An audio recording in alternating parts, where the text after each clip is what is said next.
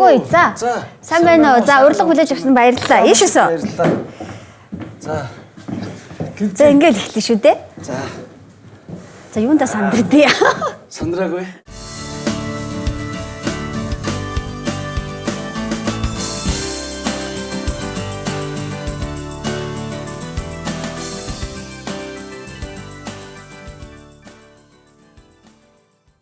За ижиж одоо хувийн хөгжлийн институтэд багшилж байгаа тий? Багшилж байна тий. Одоо баг 2 3 жил орчим байна тий. Ерөнхийдөө ямар сэдвийг дагнаж байна? Ер нь бидний яг гол одоо миний яаж байгаа нь бол яг хувийн хөгжлийн чиглэлээр тэр дотроо илүү харилцаа хандлагын чиглэлээр шүлэг хөгжиж байна. Айгу чухал сэдвтэй харилцаа чинь.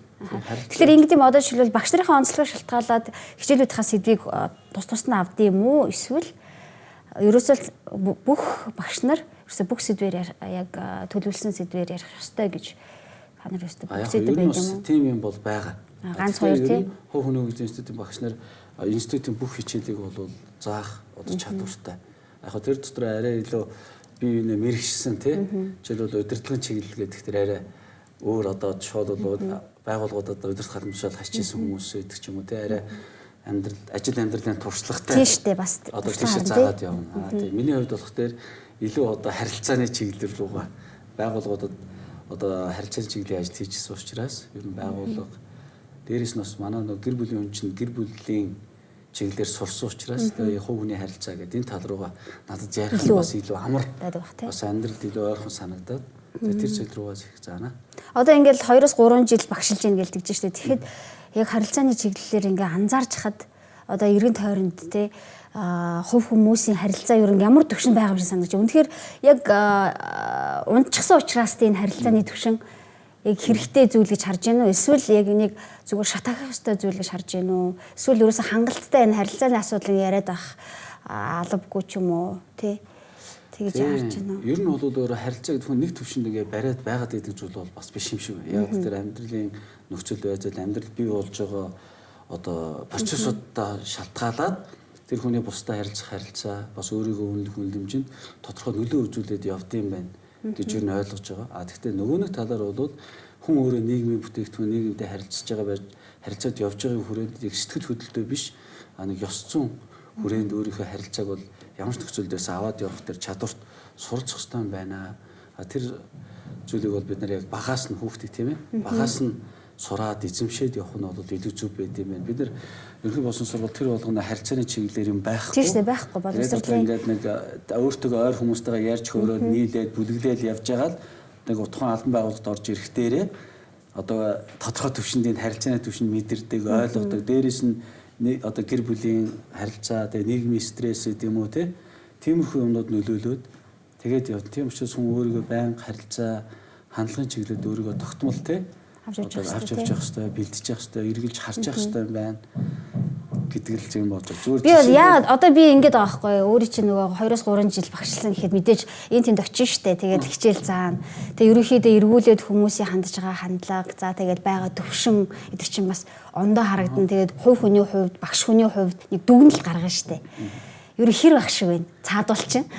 Тийм яг би одоо яг бол харилцааны чиглэлээр одоо багшлаад бараг 10 жил болж байна. 10 жил гарan ингээ ерөнхий болсон сургуулиудаас анх би чи асрамжийн төвд одоо нөгөө сайн дурын багшаар анх орж исэн байхгүй. Нийслэлийн засаг дээр улсын асрамжийн төв сайн дурын багшаар ороод тэгээ тэнд одоо хүүхдүүдтэй багш нартай ажиллаад дараа нь ерөнхий болсон сургууль багшлаад тэгээ ингээ 10 гаруй жил ингээ багшлаад явж байхад ер нь бол хүмүүсийн одоо бусдад харилцах бусд хүнийг хүндэтгэх тэр хүндэтгэл нь бол маш их өндөр болоод байгаа л гэж ер нь анзаарч байгаа. Хувь хүнийг юм эсвэл харилцаж байгаа хүнээ тодорхой төвшөнд ажил мэргэжлийн хувьд юм уу эсвэл хувь хүнийхээ хувьд хүндэтгэх сэтгэл бол нийгмээрээ их өсөж байгаа юм байна. Анзаардаг болсон юм байна. Тэгээд бүр санаа тавьдаг болсон юм байна. Санаа тавьдаг. Хуучин бол тэгээд чи ер нь өөрөө юу хийн тий байгаагаараа л байж штэ гэдэг байсан бол одоо бас тэхээ байсан юм байна. Ер нь одоо жишээлбэл эрчүүд эмэгтэйчүүд хүндэтгэх чиглэлд бол их том өөрчлөлт болсон шүү. Энийг бол одоо бид нэр оюутан залуучуудаасаа тийм ээ ерөнхий болон сургуулиудын хүүхдүүдээс ер нь анзаархад одоо их тийм анзаарэгдчих. Тэгээд дээшээ төрийн байгууллага бусад хувийн байгууллагуудад очиод харах дээр ер нь бол тэр харилцааны тал дээр бол маш өндөр түвшинд хөгжиж байгаа. Харилцаа бол хувь хүний амьдрал төдийгүй байгууллагын цаашдын үйл ажиллагаанд хүртэл чухал нөлөө үзүүлж байгаа гэдэг утгаараа ер нь бол их тийм соёл бол өндөртэй болсон. Тэгээд тэр соёлын гол цаад гол юм нь нөгөө харилцаж байгаа хүний өндрөөр үнэлэх тэр үнэлэмж бол их өндрөөр болсон юм байна гэдэг мэдэрсэн үү те? Мэдэрсэн сэтгэл бол их төрсөн. Тэгээд өөрөө ч тэр хэмжээгээр маш их тийм одоо үнэлэмжтэй бутас авч байгаа. Тэгвэл би өнөөдөр харин тэгвэл ингэж бодоод байгаа байхгүй юу? Харилцааны чиглэлээр төтөд тэргүй бүх олон талаас нь зааж байна. Тэгвэл харилцаан дотроо ирчүүд ямар байгаад байна? Энэ талаас нь өнөөдрийн юугаар ярилцлагаараа илүү ярил ямар вэ? Ирчүүдийн талаар ярина гэсэн үг шүү дээ. Гэхдээ магадгүй би яг өөрөө эмэгтэй учраас бас яг сайн тэр чинь мэдэхгүй байгаа даа шүү дээ. Харин өөрийн хувьд болохоор нэгдүгээр зааж байна. Хоёрдугаар өөрөө ирэх хүн. За тэгээд энэ дундаа ирчүүдийн харилцаа гэдэг дээр үзэл бодлыг чинь бас сонсомоор санагдчихлаа. Тий. За манай ирчүүд бол ер нь их одоо их өөрчлөгдөж байгаа гэж би харж байгаа. Одоо хуучин болоод яг би зүгээр өөрийнхөө амьдралын одоо энэ түүхээс ингээд харж байхад нөгөө нийгэм солигдоод хүмүүс бас ажил амьдралгүй болоод ирчүүд өөрийнхөө одоо гэр бүлийг авч явах тийм ээ. Тэр бололцоогүй болоод бас нийгмийн тэр одоо хүнд асуудлыг туулахдаа сэтгэл гутрж гуньсан тэр гутрж гунж байгаа байдлыг харсан мэдэрсэн хүмүүсийн хувьд бол бас хүнд байсан юм шиг. Одоо нэг үе бодох юм бол одоо ирчүүдийн бусдад харилцах их гайгүй болж байгаа. Нэг талаар нөгөө нэг талаар өөрсдөө ингээд хуучин яг ингээд нэг юм дундаа тавьж сууж байгаа л би энийгээ ярьдаг чи ийм штэ тийм штэ гэл ингээд ярьдаг байсан бол одоо ер нь бол их болсон байна. Аль болох биеиндээ эрэг нөлөө үзүүлэх тийм ээ бие биендээ одоо туслах дэмжих гэдэг болсон байна л да. Өөрчлөгдсөн байна. Өөрчлөгдөд байгаа тийм мэдрэмж бол их төрж байгаа. Хүн одоо яг та эр хүн бол ийм байх ёстой гэл тэ нэг тийм хатуу байх ёстой гэл хүн өөрийнхөө сэтгэлийн одоо юм уу эсвэл амьдрах дотоод хүнд хэцүү байлаа ярьж чадахгүй. Тэгээд бодоод бухимдаал явдаг. Тэгээд тэр бод бухимдлаа эргэн тойрны хүмүүстэй тодорхой төвшөнд гаргадаг ч юм уу тэ. Тэгээд дандаа их тохиолдолд нийгэмдэр буруу аргаар илэрхийлэн дээрээс нь хинч намайг ойлгодгоо мэдэрдгүү гэсэн тийм хандлагатай байсан бол сүүлийн үед их өөр болсон. Тийм үү? Ярьцдаг. Тэгээд дээрээс нь би юу гэж анзаарч байна тийм байгууллагуудад нэрчүүд хоорондоо нэг клуб бол гэж нэг нэрлэгдэхгүй ч гэсэн тэгээд клуб маягаар ингээд байгууллагын ирчүүд нэг явдаг тийм ийм байдлаар бас ийм юмнууд их хөгжиж байгаа юм байна. Ирчүүд ууланд тийм ирчүүдээрээ явдаг.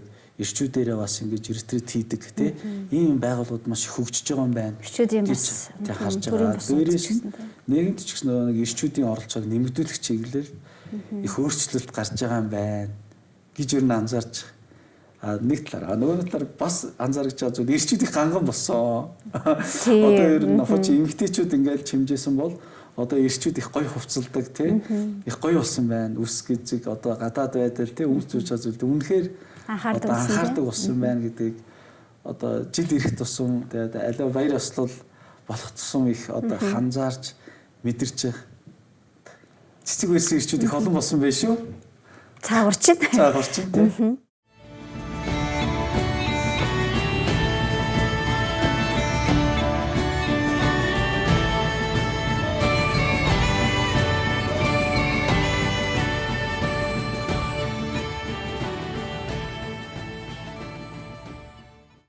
Үзэгчдээ өнөөдөр гэрэл нэвтрүүлгээр бид нар ирчүүдийн оролцоо, харилцаа гэсэн сэдвээр ярилцахаар эфиртээ зочин хүрсэн байгаа. За энэ өдрийн мэнд хүргээд бидний бас урилгыг хүлээж аваад татгалзалгүйгээр ирсэн маш баярлалаа. Намайг бас урьсанд их баярлалаа. Тэгээ дээрээс нь ирчүүдийн талаар ярина гэсэн чинь бас нэг талаар айдастай нөгөө нэг талаар сэтгэл хөдлөлтөй бас ирлээ. Тэгээд магадгүй зочид бас өөрийгөө танилцуулах хэрэгтэй байх ер нь хэдхэн өгүүлбэрт. За намайг одоо Жаргал сайхан гэдэг бид Хувь хүний хөгжлийн институтэд багшилдаг. За тэгэхээр ер нь нийгэмтэй за хувь хүмүүстэй бол их ойрхон байдаг хүн гэж сэлж болно үстэй. Ер нь хаагур хичээл зааж яв. За би ер нь сүүлийн 3 жилийн дотор ер нь одоо энэ Монгол улсаа ер нь бол тойрчлоо. Тийм. Тэгээ ер нь бол одоо Баян улгийгээс хот хүртлээ. Дараа нь өмнө говьосоо хөвсгөл сэлэнг хүртлээ явсан. Хөндлөн голд. Тий, хөндлөн голд явсан. Дээрээс нь манай одоо энэ Хувь хүний хөгжлийн институт хөлийн цэргийн одоо заставуудад бас сургалт хийгээд явсан. Тэгэхээр ер нь Монгол улсынхаа хэлийг бас тойроод тэгээд бас энэ багшлах ажил чинь бас их сайхан юм байна. Олон хүнтэй уулзд юм байна. Тэгээд тэр бас ялгааг бас их харж байгаа. Манай Монголын зүүн аймгийн хүмүүс ямарын, баруун аймгийнх нь ямарын тий төвийнх нь хүмүүс ямар ингээ бас их онцлогтой бас байд юм байна. Нутаг орныхоо уул ус байд юм уу? Ёс заншил байд юм уу? Тэрнээсээ шалтгаан ахуй орчноосоо шалтгаалаад одоо бас их өөр байд юм. Юмыг хүлээж авах, бас илэрхийлэх, бас харилцах гэх тий. Тэр чиглэлд бас их өөр байд юм байна гэдгийг бол мэдэж авсан. Тэгээ тэндээ бас их баяртай нэг талаараа хойныхаа зүгээс их бахархалтай байгаа. Одоо Монгол улсаа ингээд тий тойроод ингээд явах боломж олдсонд тэгээд их баяртай байна шүү дээ. Тэгээд яг хоо гэрэл нэвтрүүлгийн хувьд болохоор ерөөсөө бид нэр бүх сэдв нээлттэй ярилцдаг. Тэгээд хүмүүс бас ингэж ойлгоод идэм шиг байгаа. Нийгэм дээр гавьяа шагнал авчихсан. Ямар нэг юм хийгээд ард нь гарцсан ч юм уу те. Эсвэл гавьяаныхаа амралтыг авцсан те. Ерөөсөө хийсэн бүтээсэн юмтай майгээд үзүүлэх юмтай гэж бас хараад идэм шиг байгаа юм. Гэтэл гэрэл нэвтрүүлэг бол тийм биш. Гэрэл нэвтрүүлгийн онцлог гэх юм бол ерөөсөө хувь хүний үзэл бодлыг бид нар дэлгэн харуулах зорилготой байгаа. Тийм учраас өнөөдөр багш хүнийг бас оруулаад тэр дундаа хувь хүн за эр хүмүүс эрчүүдийн те эрэгтэйчүүдийн ерөөсөө онцлог за тэр дундаа багш хүн учраас заагаа явж байхад тэр харилцаа ямар чухал юм бэ? Энэ талаас нь бас бидэрт өнөөдөр бас өгөөчтэй ярилцлага болоосай гэж хүсэж байна л да. За намайг одоо Жаргал сайхан гэдэг бид хувь хүний хөгжлийн институтэд багшилдаг. Эр хүнээс үүргийг авчих юм бол аль одоо нийгэм юм уу гэр бүлийнхээ өмнө хүлээх үүргийг авчих юм бол тэр хүн бол зөвхөн эрэгтэй хүн болно гэж. Ирчүүд гэж хэлж чадахгүй ингээд дугаа аваад байгаа байхгүй юу? Удамш дөрөв 3 хүнтэй ярих юм бол хоёр нь жоохон сэтгэл дундуур байх байхаа. Энэ бас юунаас болоод ах шиг байна. Би бодох тэр их өөр юм бодоод байна. Хүнд үе байж болох уу? Болно. Харин тэр бүхнийг ингээд даваад гарахт нь эмэгтэй хүмүүсийн зүгээс ч гэсэн тийм ээ маш хүчтэй дэмжлэг нөлөө үзүүлэх ёстой байна. Гэрэлт амьд яриа. Тэ одоо нэг тийм үг байгаа. Одоо эр хүнээс үүргийг авчих юм бол аль одоо нийгэм юм уу гэр бүлийнхээ өмнө хүлээх үүргийг авчих юм бол тэр хүн бол зөвхөн эрэгтэй хүн болно гэж. А эрэгтэй хүн дээр амьдралынхаа төлөө нийгмийн төлөө үүрэг хариуцлага ухамсарласан үед тэр бол жинхэнэ эр хүн болно гэж. Тийм болохоор яг эрчүүдтэй ярихад та эр хүн үү эрэгтэй хүн үү гэдэг асуулт бол байгаад. Тэ тэгэхээр ямар ч үүрэг оролцоо нийгмийн хариуцлага хүлээхгүй байна гэдэг бол эрэгтэй хүн байна. Хараа үүрэг оролцоо хариуцлага ухамсарлж тий тэр байх ёстой байр суурин дээр байгаа нь бол жинхэнэ одоо эр хүний төлөвчлийг одоо харуулах байна. Тийм ээ. За жишээлбэл бичигдсэн хууль бол байхгүй ч гэсэн ерөнхийдөө үзэл бодол бол ингэж ер нь зөвхөн одоо би бол эрчүүдийн тухай заагаад байгаа шүү. Нийгэмд дээрс олон эрчүүдийн тухай одоо тэр архиталт тийм ээ элэлдээд юмнаас холдоход нь тусалдаг тэр клубүүд байгууллагуудыг харж байхад ерөөсөө л яг тийм юм ярьд юм. Та эр хүн үү эрэгтэй хүн үү гэдэг асуулт байгаад байна. Тэгээд ер нь бол эрчүүд бидний яг гол үүрэг оройл бол эр хүн болох хэрэгтэй. Бид нар бол ихэс төрхтөө бол эрэгтэй байсан. Тэгээд одоо нас одоо нэг одоо хөгжлийн хэрийнхаараа одоо том болохын хэрээр эр хүн болж төлөвшөх хэрэгтэй юм байна. Нийгмийнхаа өмнө гэр бүлийнхаа өмнө хариуцлага хүлээх хэрэгтэй. Нэг талаар нөгөө нэг талаар зарим хүмүүс бас одоо тэр талыг нь ойлгуулж ухамсарлуулаагүйгээс бас болж байгаа гэж бол би бас харж байгаа тийм ээ. Эр хүн бол ийм болж төлөвшөх ёстой хувь хүнийхээ хувьд. Хоёрдугаарт одоо нийгмийнхаа өмнө тийм ээ ийм үүрэг хариуцлага хүлээдэг. За дараа нь одоо өрх гэрийн тэргүүн болохдоо тийм ээ бас гэр бүлийнхээ өмнө ийм үүрэг хариуцлагыг одоо хүлээдэг байх ёстой гэдгийг бас заалгаж хэлж явах ёстой байна. Нөгөө хүн хэлхээс нааш цаас цэцгээс нааш гэж бас үний юм байна гэж бас их харж байгаа. Гэтэ бас мэдээж нийгмийн жилүүдийн туршид энийг хинч хилдэггүй байсан биш л дээ тийм үү? Ер нь бол мэдээж тодорхой хэмжээгээр гэр бүлийн хүрээнд ч юм уу те эсвэл найз нөхдийн багшаавын хүрээнд энэ бүх зүйл яригдчихсэн. Гэвчиг өнөөдөр бас хүндхөөс ор аргагүй сэдв болчиход байна. Юу вэ гэхэлэр оролцоо. Эрчүүдийн оролцоо ямар байгаа вэ гэж захын хүнээс гараад асуухад хэцүү шттэ. Юу хаана байгаа юм бэ? Өнөөдөр гэр бүлд эрэгтэй хүн гэж байна. Гэтэл нөгөө эр хүний яг ингээд гар бие оролцоо амьдралд тэмцэл зүтгэл юу вэ? Байхгүй гэд маш олон магадгүй би гудамж дөрөв 3 хүнтэй ярих юм бол хоёр нь жоохон сэтгэл дундуур байх байхаа. Энэ бас юунаас болоод ах шиг байна. За би болох тэр их өөр юм бодоод байна. За Монгол улсад одоо сүүлийн хэдэн жил бүтээн байгуулалтын ажил нэлээд хөгжлөө тий. Энийг хэн хийсэн бэ таарах уу? ирчүүд хийсэн бай таард. Би араа ирчүүд гэж хэлж чадахгүй ингээд дуваа аваад байгаа байхгүй. Одоо барилга дээр ажилласан байгаа. Тэгээ энэ олон бүтээн байгуулалтын ажлын нэгдэрт ажилласан. Мэдээж байгаа. За яг хөө зөв одоо хамгийн нэг тод жишээ би яг санаад байгаа. Тэрний юу гэхээр жинхэнэ эр хүн одоо тий эмэгтэй хүн худалдаж авдгүй гэсэн давалгаа бол одоо ингээд одоо ингээд өрнчлөөлдөө тэрийг ингээд харахтаа одоо ингээд бас ирчүүдийн тий нийгмийн өмнө өрх харилцаа тэрэнд бол айгүй нээлттэй болж байгаа юм байна. Тэгээ тий байгууллагууд хүртэл янз бүрийн төрийн болон төрийн бус байгууллагууд хүртэл тэр чинь тий ингээд дэмжиж рекламад ингээд явж байгааг харах дээр ирчүүд өөрөө тэрэнд оролцож байгаа гэдэг бол нийгмээ эрүүлжүүлэх тийм ээ. Үйлсэд бол гав бие оролцож байгаа. Хүсэл байна гэж бас харж байна. Йоо ерөөсөө маш их өндөр хүсэл байна, тэмүүлэл байна тийм ээ. Би бол тэр талаас нь хараад байгаа. За тэгээд одоо бүтээн байгуулалтын ажил ингээд харах дээр ирчүүд байна тийм ээ. Тэгэхээр би бол их эсрэг байр суурьтай байгаад байгаа. Юмыг мэдээж хоёр талаас нь хардаг шүү дээ. Тэгээ эргээр харж болж ийд. Ингээд хөгжөөд ийн. Хөгжлийн цаана бас нэг харагдахгүй зүйл байгаад байгаа байхгүй. Яг ингээд бодит амьдрал дээр.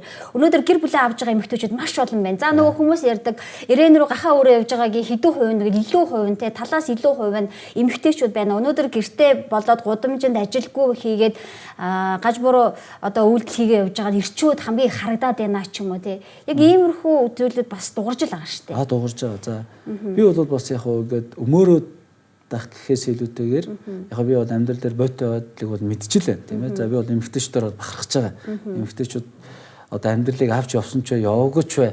Тэд нар бол хүндлэлийг одоо авах хэвээр мэдрэх хэвээр хүмүүс мөн. Яг хөө би ингээд Монгол улсын ингээд ихэнх аймаг одоо газраар явж үтсэн хүний хувьд миний одоо тухайн аймагт очиод очдог хэд хэдэн газар. За нэгдүгээр нь миний хамгийн түрүүнд очдог газар бол сургууль байд. Тэгээ сургууль дээр очиод ер нь энэ аймгийн одоо сургуулийн ямар байна гэдгийг бол анзаарч одоо хардаг. Хүүхдүүд одоо багш нартайгаа ямар харилцаатай байна, хичээл завсарлаж байгаа тэр завсарлагаанаар л одоо жинхэнэ харилцаа мэдэгдэн шүү дээ. За нэгдүгээр би сургуулиар очив. 20 дугаар нөх дээр би одоо зах дээр очив юм аа. Одоо аймаг болгоны зах дээр очив. За зах дээр одоо тэнд амьдрал ах ямар байна, юм ямар үнэтэй байдیں۔ Дээрээс нь яг тэн дээр хэн ажил амьдралын төлөө явж гин гэд ер нь хардаг. Яг хоо зүгээр юм хэлэхэд бол яг аль ч аймгийн зах дээр нэг тийм биллардын нэг хэсэг байгаа л да. Тоглоулдаг. Тэгээд биллард тоглодог юм уу, тоглоулдаг. За тэн дээр ингээд нэг тодорхой төвчний ирчүүд одоо тоглоод байж идэг тийм ээ. Өвөл цонгоо. Одоо нэг би бол барагцаатаа хэлэхэд 100-аас 150 ирчүүд бол тэрүүгээр эргэлдээл тоглоол байгаа. Гэхдээ бид тэр бүгдээрээ ажилгүй тийм тоглоод байгаа гэж ойлгохгүй. Тэгтэл тийм тодорхой одоо залуучууд, ирчүүд одоо хөдөлмөр эрхлэх чадвартай аймгийнхаа болон одоо улс нийгмийн бүтээн байгуулалтад оролцох болцоотой ирчүүд тэнд бол байгалах. Тэгээ би зүгээр боддیں۔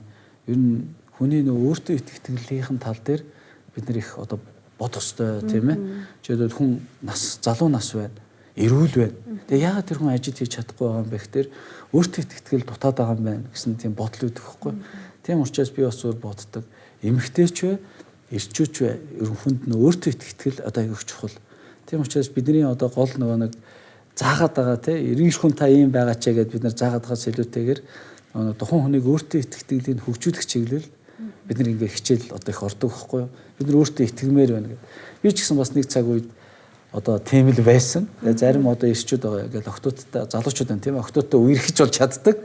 Тэгвэл цаашдаа гэр бүл болоод аваад явах гэхээр яана би амьдрал ер нь аваад явж чадахгүй байхаа гэсэн өөртөө итгэхтгэл одоо байхгүй байснасаа болоод одоо нийгэмд бас одоо муу хэлэлдэл юм уу эсвэл хөлөө болж чадахгүй байгаа байдал байгаа мó гэж харж байгаа. Гэтэл дэлхийн бусад орнуудтай харьцуулахад бол Монгол илүү одоо амьдрах болцоотой бас нийгмийн нөхцөл байдал нь арай гайгүй тий хүн өөрөө яал гэвэл юу ч хийгээд ингээд амьдралаа аваад явах болцоо бол байгаа юм байна байдаг шүү гэдэг талаас нь их бодож явдсан шүү дээ. Зөв. Тэгэхээр мэдээж оролцоо гэдэг тэгэхээр хүн болгонд л амьдрал идэвхтэй байхыг хичээн штэ. Тэгэхээр яг энэ амьдралыг ерөн голчлон толгойлон авч явах чинь эр хүн өөрөө юм болов эсвэл эмэгтэй өнөө шалтгаалаад байна уу? Өөрөө юу гэж хардаг вэ? Би бол одоо аль альных нь оролцоо их чухал гэж байна. За би зүгээр ингээд амьдралаас ингээд харж байхад эрэгтэй хүнд өөртөө итгэхтгэлийг маш их хүчтэй өгч чаддаг хүмүүс бол эмэгтэйчүүд юм байна гэсэн. Чи яста арчаагүй амтан гээл эмэгтэйчүүд эр хүнд итгэх юм бол эрчүүд за би бол арчаагүй амт юм байна л гэж ойлгодог тийм ээ. Нэг иймэрхүү. Тэгэхээр энийг аль хин нэгнээс нь салгаад юм уу одоо яа гэдэг эмэгтэйчүүд юм байна, эрчүүд юм байна гэд ярихаас илүүтэйгээр аль нь тийм ээ одоо байр суурь дээрээ зогсох тэр хүнийг тэр байр суурь дээрээ байхад нь дэмжлэг үзүүлэх тийм ээ. За би ч гэсэн одоо өөрийнхөө амьдралын жишээгээр ингээд харахад гэр бүл болоод оюутан байсан учраас эхний хэдэн одоо жил тийм ээ эхнэрээрээ ха цалингаар амьдраад тийм эхнэрээр тижээлгэн гэж ярьдэн шүү дээ. Тэгэл явж явах үедээ бас надад бас нэг тийм урам хугарах гэх юм уу. За би арайчтэй гэж бодох ч юм уу, сурж байгаа юм уу тэр байдлаа одоо сэтгэл хангалуун бус байсан үе бол байгаа.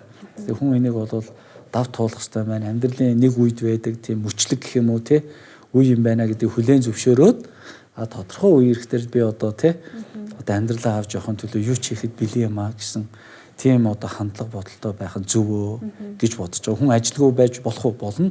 Амьдрал тийм үе байж болох уу байж болно. Сэтгэл санаа хүнд үе байж болох уу болно. Харин тэр бүхнийг ингээд даваад гарахт нь эмэгтэй хүмүүсийн зүгээс ч гэсэн тийм ээ маш хүчтэй дэмжлэг нөлөө үзүүлэх ёстой байна гэдэг. Гэрэлт амьд яриа. Хүмүүс нөө илүү өөрийг хариуцлагатай одоо байгаагийн тэр үеийг нэг ярихгүй жоохон одоо сэтгэл гутарсан юм уу тэр үе дээр нь илүү их одоо яриад идэг тийм ээ.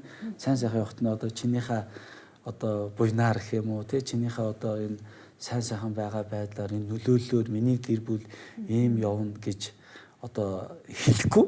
Тэгэл одоо манай гэрэл юм байна одоо чи ямар арчаагүй тэгчээч гээл бусдтай харьцуулаад ч юм уу тийм ээ их ярьдаг ийм одоо тал бас байгаад байгаа юм байна. Ер нь одоо би зөвхөн тэнд сургалт хийгээд явж хахад эрчүүдэд одоо тохиолддог хамгийн одоо хэцүү юмнууд төр хамгийн ойр татных нь эмэгтэйчүүд одоо бусдтай өөрийг нэг харьцуулж ярихад аюу хэцүү болдог гэж одоо хэлдэг байхгүй юу?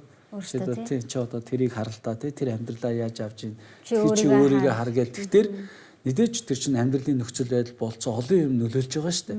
Тэгээ эмэгтэйчүүд бол тэрийг нь яг харж байгаа ч гэсэн ярихдаа харахгүй байгаа юм шиг ярьцдаг. Ярьчид тэрийг нь харахтаа энэ хүнд бол миний үнэмж бол доогуур байгаа юм байна.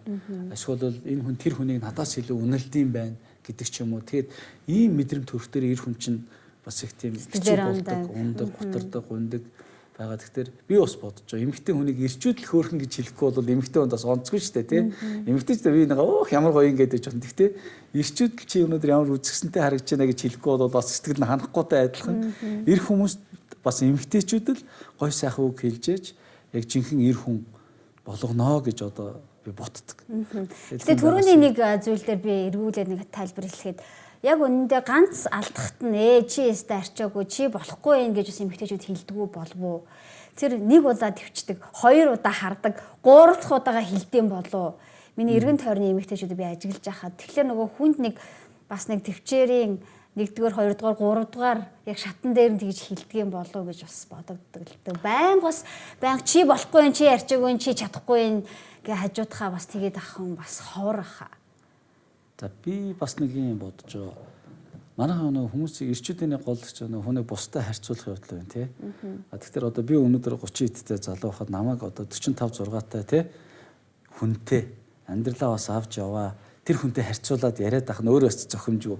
За өөрөө нэг дөнгөж одоо дээд сургууль төгссөн одоо тий гэр бүл болоод яваг надтай харьцуулаад тий одоо ингээд яриад ах нь өөрөө бас их жишээлээд яриад ах нь их зохимжгүй гэж бодож байгаа. За эмэгтэйчдийг бол илүү уужим гэдэг талаас нь илүү их мэдж байна. Эрчүүд маш их тийм үгэнд одоо сэтгэл урам хугардаг гол асуудал нь хариуцлагын мэдрэмж илүү хүндэртэй байдагтай холбоотой гэж боддог. Тэгээ тэр мэдрэмжээ яг ингээд бодоол яваад байгаа. Тэрэн дээр нэг үг хэлчихээр л бүр хэцүү санагддаг байх гэж бодож байгаа. За яг би зүгээр бусад эрчүүдтэй ингээд ярилцж байхад эхнэрүүд байнга л тэгдэг гэсэн үг байдаг. За би өөрийнхөө одоо ингээд амьдралаас ингээд харж байхад манай эхнэр юу намайг яадын гэдгийг ингээд харахад ер нь эмэгтэйчүүд 1-2 удаа ер нь өнгөрүүлдэг байж магадгүй шүү. Гэхдээ одоо өнгөрүүлж ягаад анхны төвшөнд хэлж байгаа шиг биш олон удаа өнгөрүүлээд эцсийн байдлаар хэлж байгаа юм шиг байдал нь жоохон хэцүү сэтгэл төрүүлж магадгүй. Гэхдээ би зөвөр бодож байгаа ирчүүд бол илүү өөрчлөгдөж байгаа, илүү одоо амьдралын ухамсар тийм ээ үүрэг оройлол одоо төрж байгаа. За жишээлбэл одоо энэ зээлтэй одоо судалгаа байна л да. Нийгмээр одоо эрчүүд ямар үүрэг хариуцлага хүлээж байгаа, ямар эрчүүд одоо эрчүүд юм уу эмэгтэйчүүд илүү их зээл авсан юм уу гэдэг ингээд тий судалгаа ингээд үзэхдээ эрчүүд бас дутхгүй л байгаа байхгүй. Тэгэхээр тэд нар чинь өөрийнхөө амьдрал төлөө хариуцлагын төлөө маш их үүрэг хариуцлага хүлээж байхад бэлэн байгааг харуулдаг байгаа. Тийм учраас бид нар зөвхөн одоо ингээд өөрсдийнхөө нүдэнд харагдж байгаагаар биш одоо зах зээлийн нийгэмд тий одоо яаж оролцож байгаа. Жишээлбэл эрүүл мэндийн сардад эрчүүдийн тоо нэмэгдэж гин үү? Анагаахын сургуульд эрэгтэй оюутнууд тоо нэмэгдэж гин үү? Тухайн салбарт энэ банк санхүүгийн салбарт зээл авж байгаа авсан хүмүүсээс хэдэн эрэгтэйчүүд, эмэгтэйчүүд байдгийг эдрийг судлаад ингээд явбал бас их өөр тоо гараад ирнэ гэж бас их бодоод байгаа. Ер нь бол хүмүүс ерөнхийдөө л гэдэг нэг тийм юм. Гэтэ яг өөрөө чинь бас яг сүүлийн үеийн яг энэ бүх судалгаа юу баримтууд нь амьдралд бас хэрэгжээд эхэлж байгаа байх гэж би бас харж байл л да. Яг тэгвэл жишээлбэл багш нарын тэр дундаа эрэгтэй багш нарын тоог нэмэх бүр бодлого аль хэдийн эхэлчихсэн тий. Ингээл явж байна. За. Тэгээд бит хоёрын ярилцлага өгөр бас завсралж байна. Тэгээд дараагийн нэвтрүүлгээр хоёлаа ярилцлага үргэлжлүүлье. За маш их баярлалаа.